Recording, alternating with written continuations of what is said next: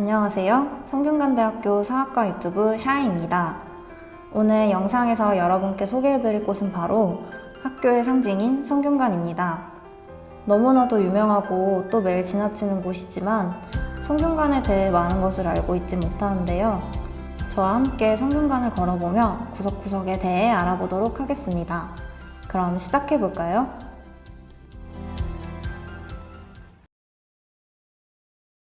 성균관은 유학을 가르치는 소임을 담당하는 교육기관이자 성현들이 모셔진 유교의 사당인 문묘를 갖춘 곳으로 태학, 문묘, 반궁, 횡단이라고도 불립니다.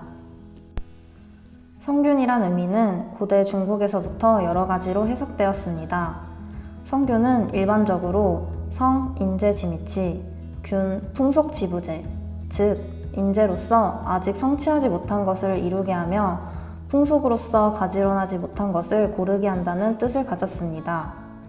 개인의 도덕적 성품과 사회의 평화로운 질서를 모두 지향하는 이상 및 이념이 함의된 것입니다.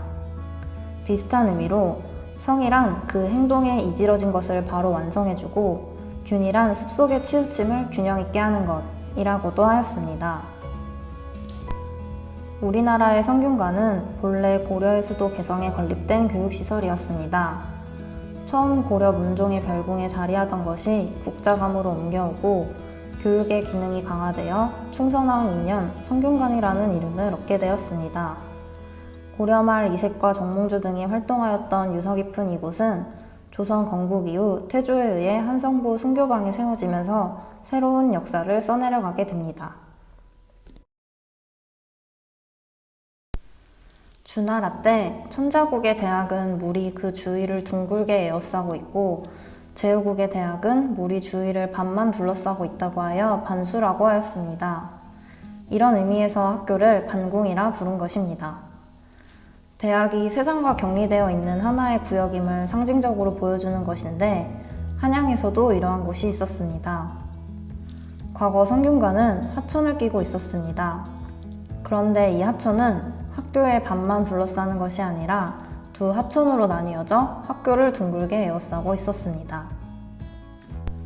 한양의 성균관에 흐르는 두 하천 중 서쪽에서 내려오는 하천을 서반수, 동쪽에서 내려오는 하천을 동반수라고 하였는데요.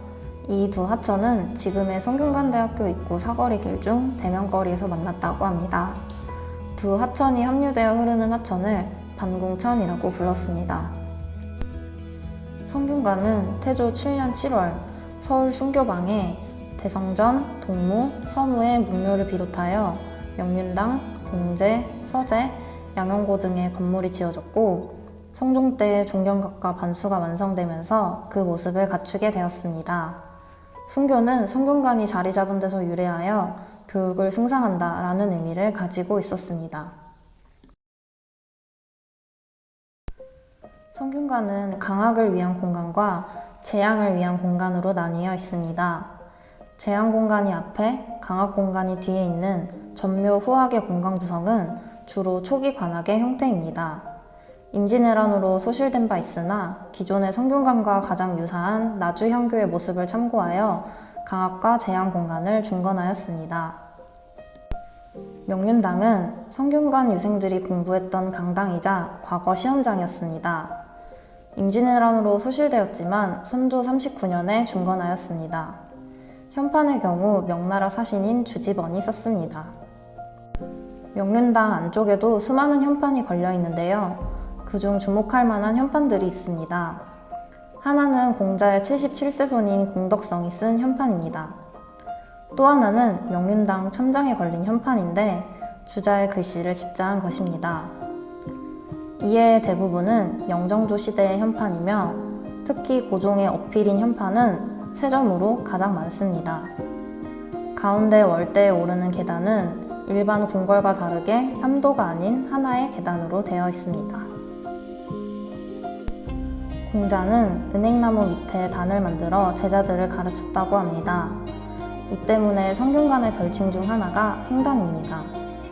횡단을 상징하는 은행나무 두 그루는 중종 14년 명륜당 앞쪽들에 자리하게 되었습니다.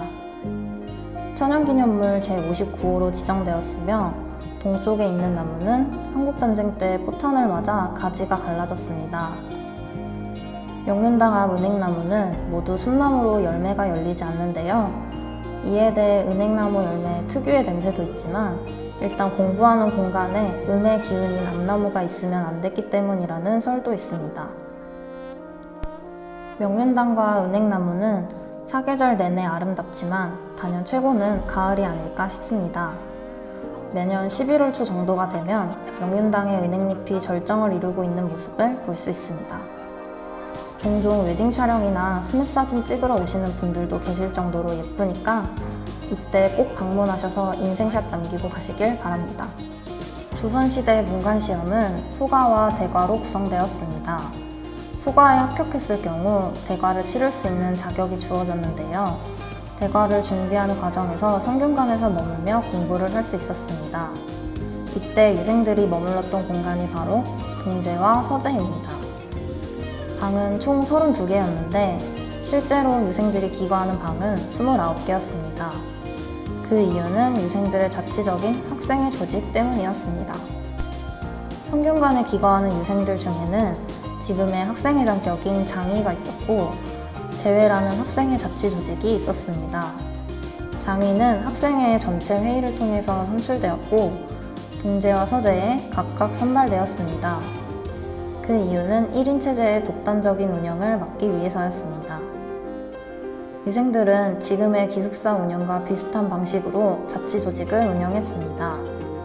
장의는 특별 대우로 유일하게 독방을 쓸 수 있었기 때문에 동제의 약방, 동제 장의의 방, 서제 장의의 방까지 3방을 뺀 29방을 나머지 유생들이 이용할 수 있었던 것입니다.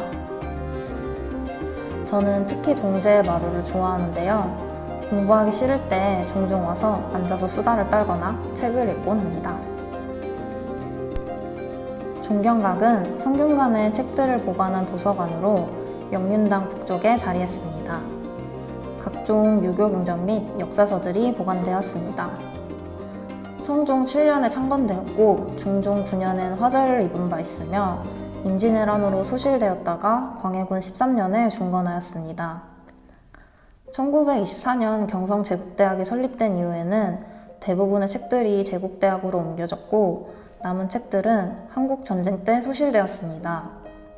현재 성균관대학교 600주년 기념관에는 종경각이라는 도서관이 운영되고 있습니다. 대성전은 공자를 포함하여 유교 성현들의 위패를 모신 사당입니다. 문묘 행사를 거행하는 곳이기도 합니다. 대성전의 현판은 우리에게 한석봉으로 유명한 한호가 썼습니다. 본래 대성전의 대성은 큰 대의 성인 성자였는데 중국 사신이 공자는 학문을 집대성하였으니 이를 성자가 더 맞다고 하여 바꾸었습니다.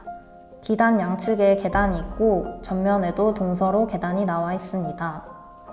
서쪽은 성현들의 넋이 오르는 계단이고 동쪽은 재관들이 오르는 계단입니다.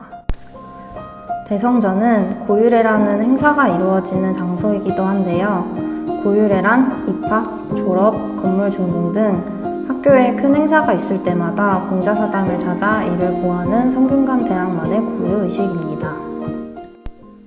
동무와 서무는 중국의 94년과 한국의 18년의 위패가 있는 공간으로 대성전 뜰 동서로 나뉘어져 있습니다. 1949년 유림대회의 결정으로 한국의 18연을 대성전에 올리고 중국의 94연 신주를 땅에 묻어 지금은 비어 있습니다. 한국의 18연 중에는 우리에게 잘 알려진 정몽주, 조광조, 이황, 이이, 송시열 등이 있습니다. 요정비는 문묘의 연역이 기록된 비석입니다. 태종 10년에 처음 요정비를 세웠습니다. 중종 6년에 비각을 세웠지만 이 역시 임진왜란으로 소실되었다가 인조 4년에 다시 세워졌습니다. 이외에도 대성전 주변에는 제수용품을 보관하던 제기고, 제양을 준비하던 전사청, 문묘관리 담당자들이 머물렀던 수복청 등이 있었습니다. 비천당은 임금이 성균관에 친히 방문하여 과거 시험장으로 사용하거나 강당으로 사용되었던 장소입니다. 비천당이라는 이름은 주자의 글 중 비천대유에서 인용되었습니다. 성균관을 잘 모르는 신입생들을 놀리기 좋은 소재였는데 첫 번째 한자에 아니 불자도 들어가 있고 중간에 처는 한가람과 비슷해 불안당이라고 읽는 경우도 있었다고 하네요. 지금까지 성균관에 대해 알아보는 시간을 가져보았는데요. 도움이 되셨나요? 그럼 지금까지 성균관대학교 사학과 유튜브 샤이였습니다. 감사합니다.